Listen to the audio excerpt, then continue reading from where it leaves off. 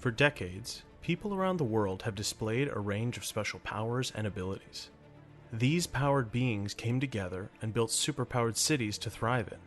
My name is Angus, and I'm a journalist for the Daily Deposit. My partner Sal and I interview the citizens of Super City, investigating incidents and exploits, and helping where we can, holding the powerful accountable. Because heroes don't do paperwork. Hello, super citizens, and welcome to Heroes Don't Do Paperwork, the only podcast about events both big and small in Super City. I'm one of your hosts, Angus, joined by my co-host, Sal Bedfellow. Sal, how's it going? I'm doing quite well. I feel good. I got an apartment. I have an Nice. apartment Yeah, that's great. Yeah. now. That's cool. I found a place too, actually. Yeah. Wow. Well, no, you go first, and then yeah. Okay.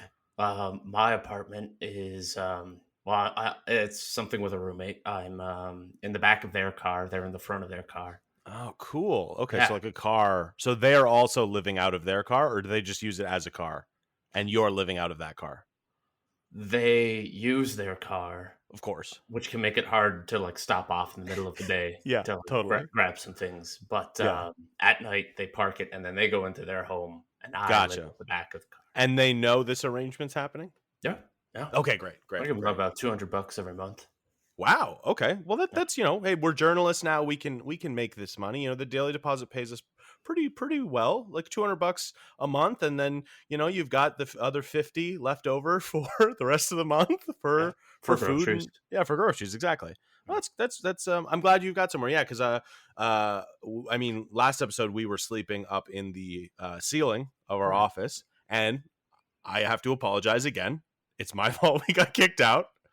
I fell through the ceiling tiles and landed on a couple of our coworkers. Once again, Brenda, Carl, and George. I'm very sorry about crushing you guys, and I hope you guys make a full speedy recovery. Yeah. Wishing the best for. Sorry, what were those names again? It was Brenda, Carl, and George. Yeah, it's always a shame to see some people get injured, but you never know. Could be a blessing in disguise. How so? At the moment, it's seeming like a really good disguise. It's a master of disguise, but yeah, it's in there. But there's a blessing in there somewhere. It's hidden from us. There's always a blessing. Yeah. Well. So they won't let us sleep in the ceiling here anymore. So Sal and I had to look for new places. So I'm glad you found your car arrangement right now. I want to hear about your apartment, but I was please. One thing I like to do when I'm in the car at the end of the day, I'm looking to unwind, is I pretend that the rear view mirror is a little TV, and I'm watching all the fun events of Super City go on.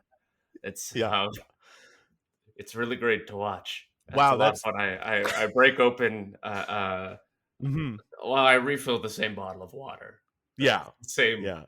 Bottle of water that I've.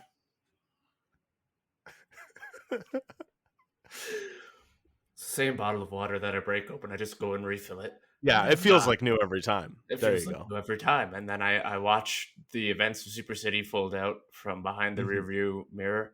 And and then I let the gentle rocking of other cars passing by sort of rock me to sleep. Wow. Well, and that's pretty consistent because cars are running. There are people going everywhere at Super City. People are driving constantly. I feel bad, Sal, because yours, I mean, you're making the most of you've got a lot of blessings in disguise, as it were, with your situation. My situation's kind of, I don't want to rub it in, but my situation's kind of going like really, really, really well. I found this nice, I was kind of wandering with all my belongings in my backpack, and I had made a sign that said, looking for space to live. And this really nice couple approached me, just this really nice couple. They were really friendly, really affectionate, and they picked me up and they brought me back to their they literally picked me up and they brought me back to their really nice. They had this really nice condo in the in downtown Super City, and they've been having me kind of live there. And real quick, please. You said downtown Super City. Now, is that downtown as in the core of Super City, or are we talking like the city that's under Yeah. Super See, City I'm glad. downtown? I should have been more specific. It is the second one. It's not downtown. It's not the metropolitan area. It's the sub-metropolitan area. Okay, It's the town that is under downtown. right. It's now not to be confused with the mutants that live in the sewers. We've No. talked about them before. It's not them. It exists in a space between those two realms. I would like our listeners to picture almost like a cookie sandwich, where the top level is the top cookie, and then the sewers is the bottom cookie, and in between is a cream filling that is downtown. That is downtown, not downtown. Downtown. Yeah. So I'm living in downtown, and I've got this. They've got this really nice condo. It's got these weird. I don't know how to say this. I don't want to be rude. I think they're just from like a different culture than I am. So I'm trying to be, polite and stuff like that. They've got all these kind of expectations of me though, while I'm living with them. So, like I'm wearing this collar, like they got me this really nice collar, and it's nice. It's my color and everything. Nice. Like, it fits really well. It's red. I like red. It jangles a little bit. Here, I'll hold it up to the mic. Okay, I see. It's got my name little charm on it. Reads Yeah. GPS. I wonder if that's the maker. Exactly. Well, that's to reference that I've been chipped. I have been chipped by this family. So in case they need to find me, I've been chipped. But it's not bad though. It's a gift, and that's the best part of it all is they're not charging me anything. It's free. So, blessings in disguise, like you were saying. I don't know, I'm not paying any money, but I have to sleep in a kennel, and I eat my food from a bowl. But you're also not allowed on the couch. No, I'm not allowed on the couch. But Sal, can I be honest with you? Sometimes I sneak up on the couch when they're asleep. When they're out. If they forget to lock my kennel up at night, sometimes I'm like, I get a little excited. I zoom around a little bit, Yeah, but they've been taking really good care of me. They've been, I must say, your hair's looking really nice and shiny. Thank you. Yeah, I don't really like the cut they did for me, but I love the the coat is very like it's got a good sheen to it. I've been eating a lot of egg yolks. They told me that was good for like a hard boiled egg yolk, which I don't even like. But they, and the omega-3s.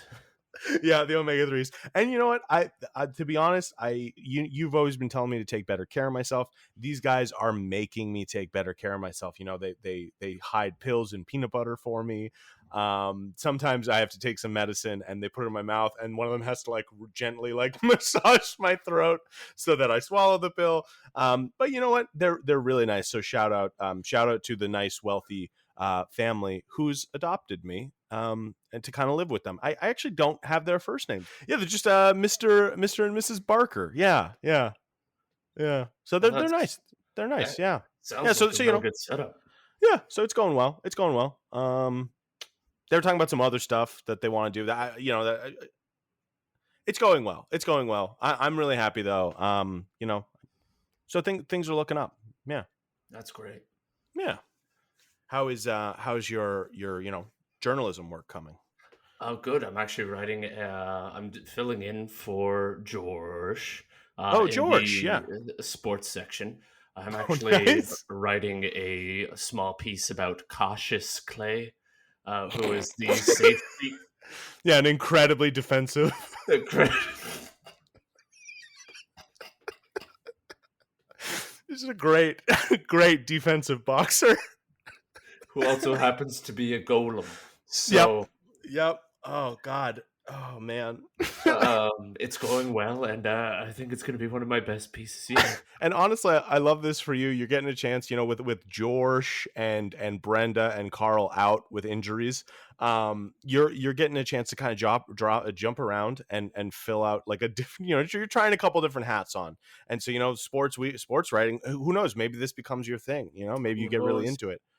What about you? What have you been working on? Actually, I'm just finishing up one of my articles. I think I've got a good headline for it. I want to hear what you I want to hear what you think. Put her there turns to put him out. World's most flammable man discovered at handshake contest. So there was I remember hearing about that. I can't believe you got that opportunity. To I write did. it. I did. Well. So it's one of those big stories. Obviously, the handshake competition comes to Super City every year, and It was such a shame that he was up against Sandpaper Sally. well, yeah, and no Woman one with the knew. roughest palms in the Yeah. world. The friction. Yeah. The friction So was too much. so I'm also, it's kind of dual. So I'm writing this article about how Matt Stickman, Matt CH Stickman became he was decided to be the most flammable man in the world. And then I also kind of get to write an in memoriam or an obituary too. So I'm pulling double duty this week as well. So I actually received word that they are going to have a little remembrance ceremony for him at this year's handshake award ceremony. Wow! Every year handshake award ceremony. Yeah. The annual handshake award. Yeah, tightest grip. Tightest grip. And then, of course, the in memoriam section. Yeah, totally. Yeah. Totally. Those who let go too early. It's very touching. Yeah. Oh, it is. It is. Well, so it sounds like we've got a lot of good work going. You've been busy. You and I, we've been busy. I'll level with you. This week is starting off with a bang. This is really... it's been busy. We've gotten a lot done this week. So what we'll do now, Sal, is we'll take a quick break, and then we'll come back. And I've actually got a pretty interesting guest for us. So, yeah. Awesome. All right, we'll be right back. Hello, folks. I'm Katie. I'm Vinny. And we host the Learn Real Good podcast. It's a comedy podcast about science. It's also a science podcast with comedy. Each episode, we interview a science grad student about their research. And we keep it casual, so you don't need to be a nerd to follow along. We also share some of the latest science news. I think you mean the latest science news? Well, people need to hear more about amphibians. Well, I agree with that. So look us up on your favorite podcast source and Learn Real Good. Presented by the Podcavern Network. Close enough. All right, Sal, you good to go? Yeah. All right. I always don't never know how to come back from these ads. Oh, we're supposed to thank our advertiser. Yeah, it's other shows on the Podcavern. You know that's the network that we kind of send our podcast into. So it's other shows. I haven't listened to any of them myself. Too busy, but I'm sure they're off into a cavern. Yeah, pretty much. Yeah, and it resonates off the walls. Oh wow, that's pretty. Hey, it's crazy technology. I don't know how it works. Well, Podcavern, thank you for echoing our words. That's really well put. All of that aside, let's welcome to the show our guest, Cristobal Cross III. He's a risk assessment officer for a local insurance company called Cautionum and Gamble. Please welcome to the show, Cristobal. Cristobal, how are you doing? Gentlemen, hello. Thank you for having me. I'm doing swell today. Yeah. Wow. Well, thank you for coming on the show. I saw an ad for Cautious and Gamble at a local bus stop, and I thought, risk assessment and kind of insurance and stuff like that in a city like this is probably a pretty interesting topic. So I reached out and I brought you onto this podcast so that you could tell us a bit more about what you do. I truly appreciate the opportunity. I love getting chances to talk about my work. Mm-hmm. I essentially go into places of business, residences. I speak to owners and I consult with building officials, and we essentially together form a picture of the risks involved with insuring and with trying to determine how much to charge for sort of premiums for insurance. Yes. This is going to be a wild episode. This is phenomenal. Angus, this has got to be one of your best guests yet. Now, Cristobal, I have so many questions. Sal is fanboying out right now. For those of you guys can't see it, his posture has changed. He is eager. I used to be a part of the Insurance Risk Assessors fan club when I was a child. Oh. You were. I had all of the greats risk assessors cards. Oh, I had Betty Belch. You had a Betty Belch? I had a Betty Belch, a rookie card. Wow. I hold on. Maybe I still have it in my drawers. 1 second. Please look. I myself collected insurance assessor cards as a young man, and my greatest card, which I unfortunately lost in a fire, was I know, terrible. It was a holographic Jeremy Ironstone. You had a holographic Jeremy Ironstone, and you lost it in a fire. Did you have it insured? No. Oh, wow! No, this is my. Wait, I'm curious. Did this influence you? Did that? I mean, obviously, collecting the cards. Were you always going to go down this life path and become a risk assessor? Well, it was.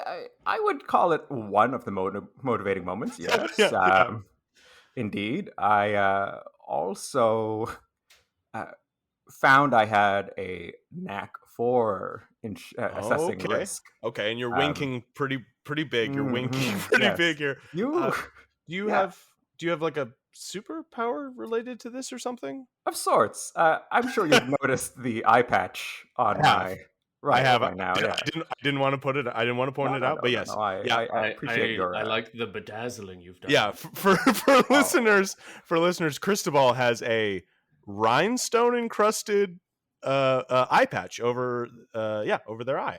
Yes, my son made it for me. It's my favorite. It's my favorite gift I've received as a dad. Oh, that's really nice. Yeah. But yes, so I don't remove the eye patch unless I need to. But when I was 7 years old, I was cursed by a demon. Oh no! Oh, you hate to see it. 7 years old. Yeah, terrible. Again, not insured for curses against demons. Which it's you surprisingly large premium. The demons always have better lawyers. They just always have better lawyers. So okay, so what did this curse do to you? Right. So my right eye now has the power to immediately identify the most vulnerable points of whatever it's looking at. Okay. Wow. Okay. Yeah. So, for example, you could see like if you were looking at like, let's say like an amusement park ride, you could maybe discern like a structural weakness or something like that in there. Oh yeah, it takes all the fun out of going to one of those. Yeah. So that's kind of, I guess that's kind of like the monkey's paw of it is you get this cool power to assess weak spots, but also it kind of ruins a lot of like, a lot. Yeah, a lot of the spontaneity and the all that juicy like fun. Will it? Won't it? Yeah, part of life. Yeah. So I can't imagine how many things would be ruined for you. Club sandwiches, the toothpick in there, huge risk threat. Your staircases without a handrail, huge risk threat. Mm-hmm. This seems like such a burden, and at the same time, I can't imagine anything better than being able to discern risk at any given moment. It seems amazing. There was a time in my life where I was brimming with the power that I held in being able to identify every single vulnerability. But when I say every single vulnerability of anything I look at, that includes every single vulnerability, including people. Yeah. Okay. Okay. So dating's probably pretty hard. Oh, it was. You would be surprised at the number of people who are walking around with unresolved trauma.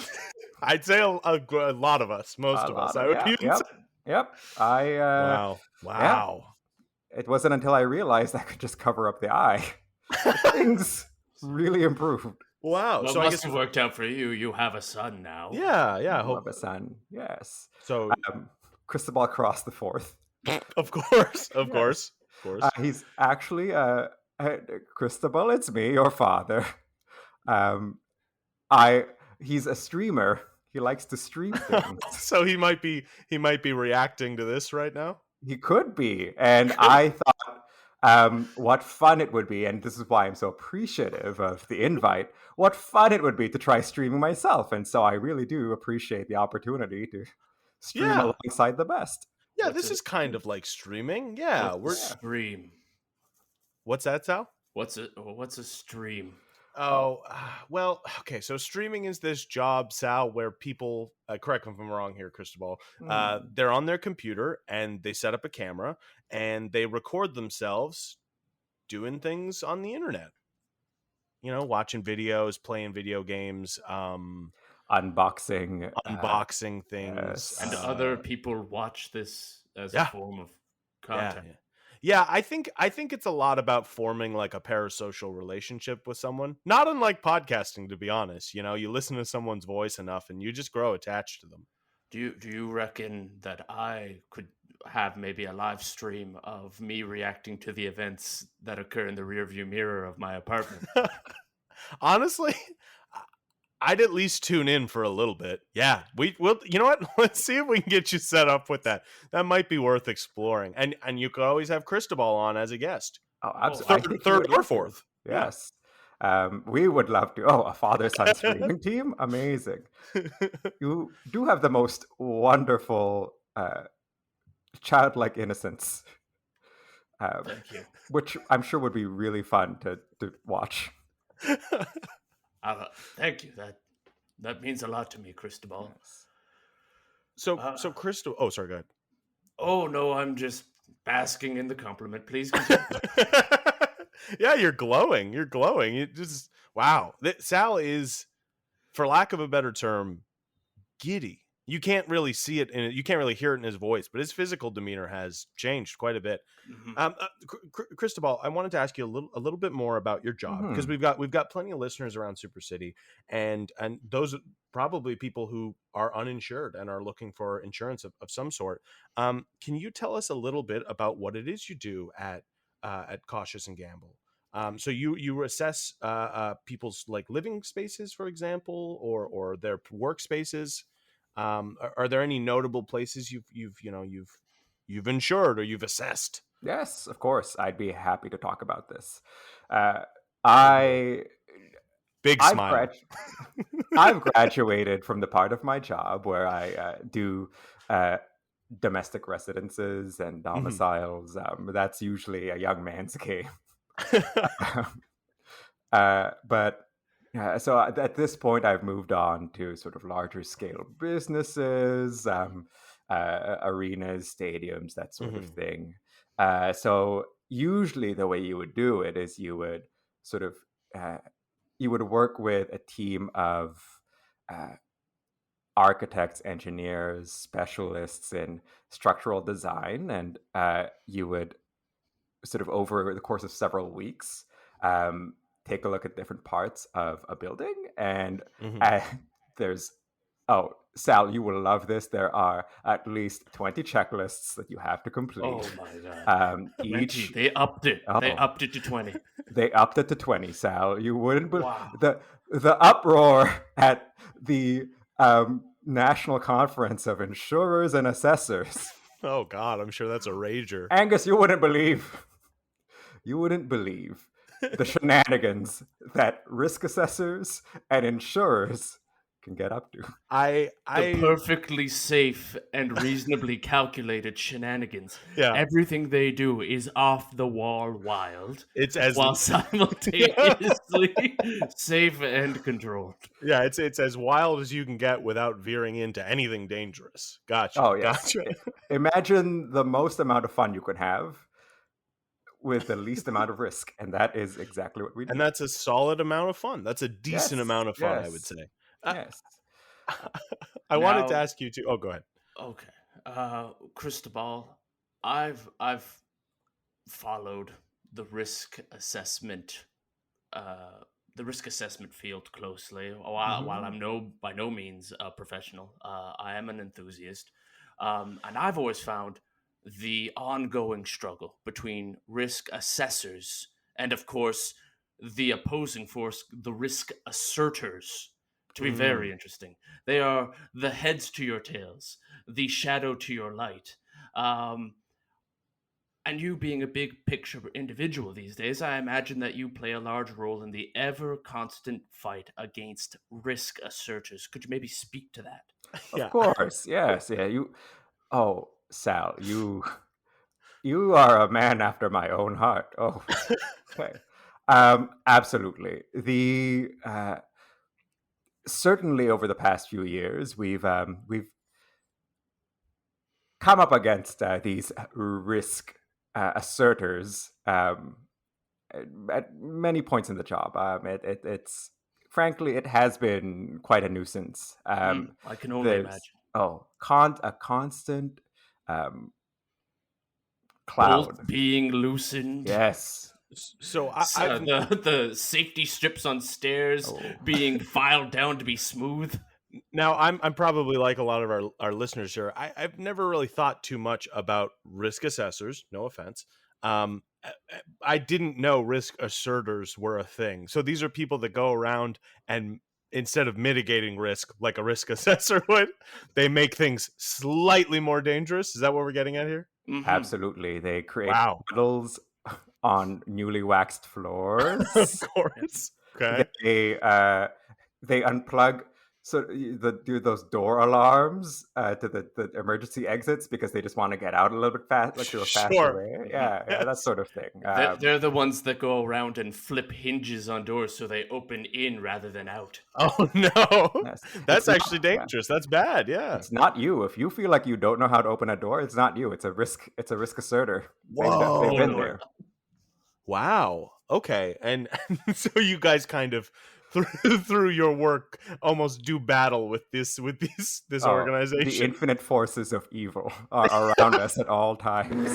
Wow. Even now, in this very building. Belch. This is good. This is good. Okay, Cristobal, do you mind sitting down, Cristobal? I know it's serious, but do you mind just sit down? Sit down. I must warn the public. Listen, I will sit down. Okay. It's not good for my back to stand up for too long. Okay, that's not good. No, I've been on the job for many years. But it is important for us to remain vigilant in these trying times. Of course. Mm-hmm. Whenever yes. No. Please. I have a tirade, and if I please no. Okay, go for it. Okay. No. I mean, I feel like you're starting to stand up again. I don't want to stop you. I don't want to stop. All right.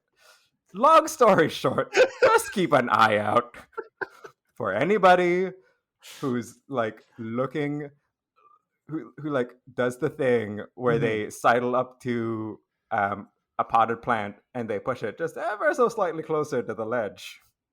And then walk away. Like that's okay. Yeah.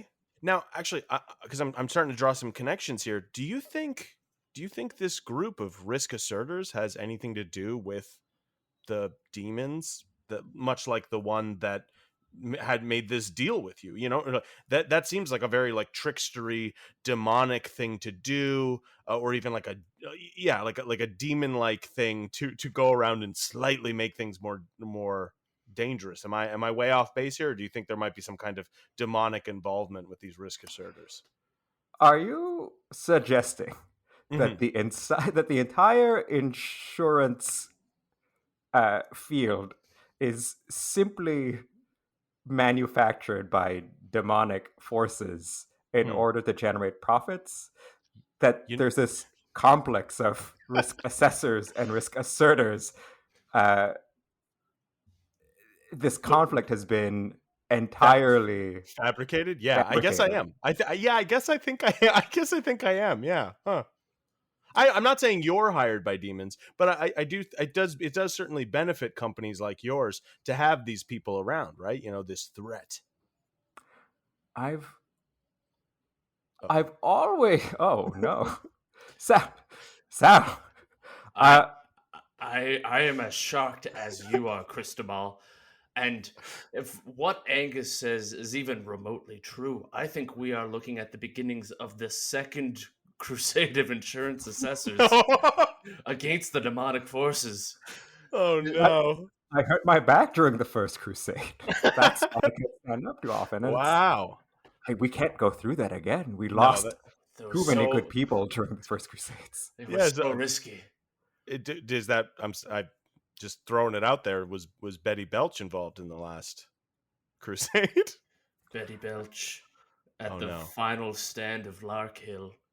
Oh, no. Stayed until the last, ensuring that every peg was hammered down securely, every rope taut, every harness securely fastened, but unfortunately succumbed to pneumonia because it was a pretty cold day. Oh no! I'm looking. Can I see your card, Sal? Is that okay? You found your Betty Belch card. I'm looking at it. She's got like a giant like war hammer, but at the end, instead of a hammer, it's like a notary stamp. That's exactly it. Oh wow, that's really cool. Mm-hmm. Well, hey, I mean, maybe Cristobal, being kind of the prestigious risk assessor he is, maybe he could sign your card. I know he's not Betty Belch, but maybe he could sign your card and add some more value to it. Actually, if you wouldn't mind swinging your insurance censure over it to just sort of bless my card. Yeah, that's right. Let me just get it up here while I. Yeah. Oh yeah, there's some vapors coming out of your insurer's censure. Only thing in my briefcase. It's constantly lit. Okay. I'm realizing now we're pretty late in the show, but it should be noted that insurance providers in Super City more or less double as a Templar order. Yes. I thought that was understood. I probably should have brought that up earlier. Oh. It should be noted that Cristobal Cross is in a full set of plate mail. Yeah. It absolutely other reasons. I don't want to move around too much because I'll click all the way through. I get why your back is so sore.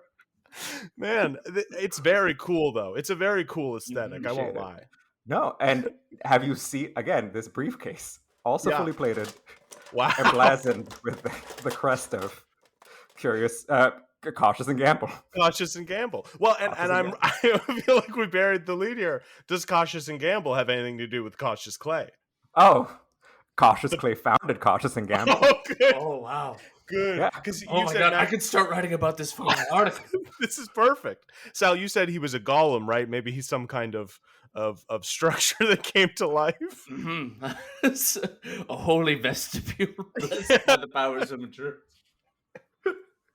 Oh God! Wow. Well, shit. I guess before we leave, Cristobal, it's been an absolute pleasure having you on. I was just wondering, if you could, you want me to play. You want me to assess some risk now? I would love for you to assess some risk. Even I'd say, pop that eye out. Let's see what we're working with here. We've got this workspace we're working at. Okay. Is it ergonomical? Is it is there too much light in here? Let us know what we're working with here in this office. Please try to ignore the hole in the ceiling that we fell through last week. That will get patched up. Okay, sure, of course. Let me just get these waivers for you to sign. Sure. Yeah. Okay. One set for you, Sal. One set for you, Angus. I can't believe I'm signing my own insurance documents. This is a waiver. Okay. It's initial rush. Yeah, initial there, initial here. So this is a simple, basic waiver. Just anything that happens in the course of me using this demonic energy to assess risk. Cautious and Gamble waives any responsibility. Totally. And you assume you understand that, yes, there are risks involved. Okay. Sal and I have tangled with demons in the past. It's not our first. It's not our first, and probably won't be our last. Oh, then you know. Yeah. All right. Well, there you go. All right. The censure, wave the censure, stamp. It smells nice. He's entering into some kind of chant. Okay. I'm just ready for the eye patch to come off. I am safe. We are whole. The world is orderly. And I am a divine tool for seeing what must not be. All right, gentlemen. Okay, I'm ready for this. This is Hold cool. your breaths.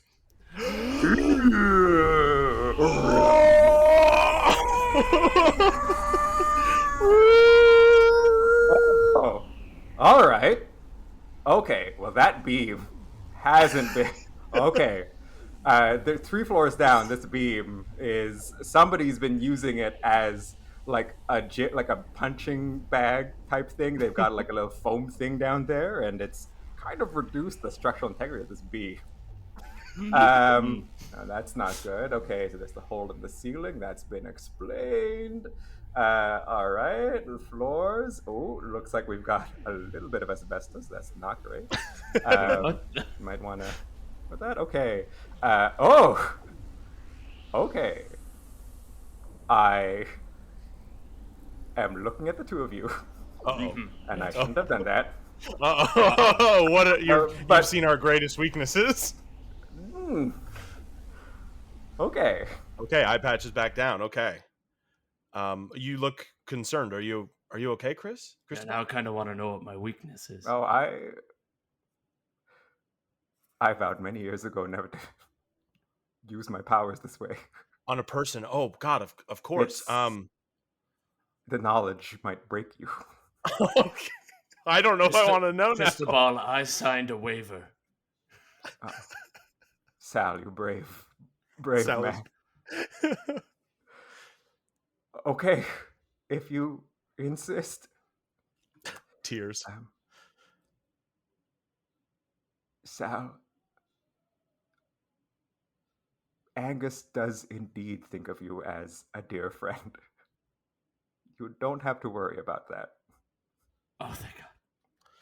Oh, buddy. Oh, man. Sal. I just thought for the past 3 to 5 years that you've been faking it. No, Sal. I love working with you, man. That's why I keep doing this. Cristobal, that's also true. What he's saying there's true. Also, your eyebrows are not too high. Okay. They're not. When you said that, you looked away. You didn't look at them when you said it. They're the perfect height. I promise. Just meet my gaze, please. I don't have to do anything. You're stuttering. Just look at my eyebrows and say they are not too high. They're perfectly. They complete your face so beautifully. Okay, I'm going to let this go for the sake of brevity, but I'd like to talk to you after the episode. Of course, absolutely. So it seems like Sal's weaknesses stem from his perception, how others perceive him, maybe, or some emotional insecurities. That's pretty normal, though. I feel like, right? That's probably a lot of people's weaknesses. Yeah, that's usually the core of most people's behaviors. Yes. Now I'm worried. I don't necessarily know if I want to know the whole thing, but can you give me a hint at what my greatest weakness might be? Just a hint. A year from now.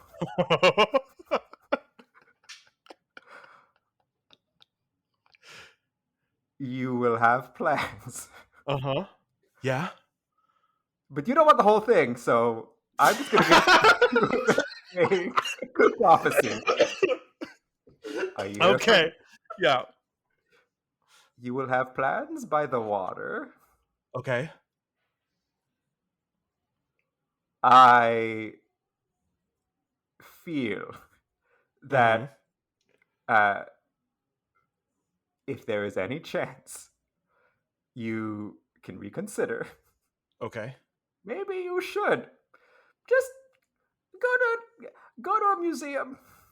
Okay. Have a in a year's time from now, if Angus ever makes plans to be near water, just don't. Maybe go to a museum instead. Okay. Yeah. Okay. Yeah. Oh, you know what? I'm going to leave myself a note. You know what? I don't see a pen around. I'm sure I'll remember. It's recorded. It's a podcast. It's recorded, and I listen to the show. I listen back to it. I've got favorite episodes. I definitely don't just edit it and forget it. And shout out to our number one fan this week, Angus. Thank you for listening. Yeah. All right. Well, thank you very much, Cristobal Cross III. It's been eye-opening. That wasn't meant to be a pun or anything like that. Thank you very much for coming. and I'm really glad you were able to join us here today. I feel like we learned a lot, and I feel like our relationship's even stronger somehow. Right now, Sal? Yeah, no, I feel empowered. If there's anything you wanted to leave our guests with, Chris, any words of wisdom, now would be the time. Absolutely. First, I'd like to dedicate this episode to my son, Cristobal Cross the Fourth. That's very sweet.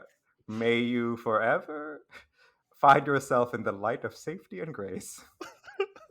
The second is, again, we are beset by the forces of evil at every turn. But this is not a reason to lose hope, dear listeners. We must remain vigilant and brave. Standing again, okay. And remember that the power is always within us against the forces of risk and danger. Please turn up your ovens, shut out your lights, lock your doors when you leave the house. I love all of you. Wow. Oh, wow. That's really moving. I'm going to clap. That was really nice. Well, that's going to do it for us here at Heroes Don't Do Paperwork. For those of you listening at home, remember, try to do the right thing. All right. Now, Cristobal, I want you to turn around. And then I want you to just face me really quickly. And then I want you to say my eyebrows are not too long. All right. Okay, I'm going to get up in full plate armor. Okay. Okay. All right, and I'm going to turn around. All right. Okay. Oh boy, they're up there. Hey everybody, Angus here. As always, Sal Bedfellow was played by Matthew Wally. Cristobal Cross III was played by Josh Mayo. Josh and I are both jam facilitators and improv instructors at the Improv Embassy. If you live in Ottawa and want to give improv a shot, check out improvembassy.com. If you like the show, or any of the other shows on the Podcavern Network, head on over to podcavern.com and check out our merch store. We've got lots of cool hats, hoodies, t-shirts, stuff like that. Anything you buy there helps us keep the lights on here. Thanks for listening.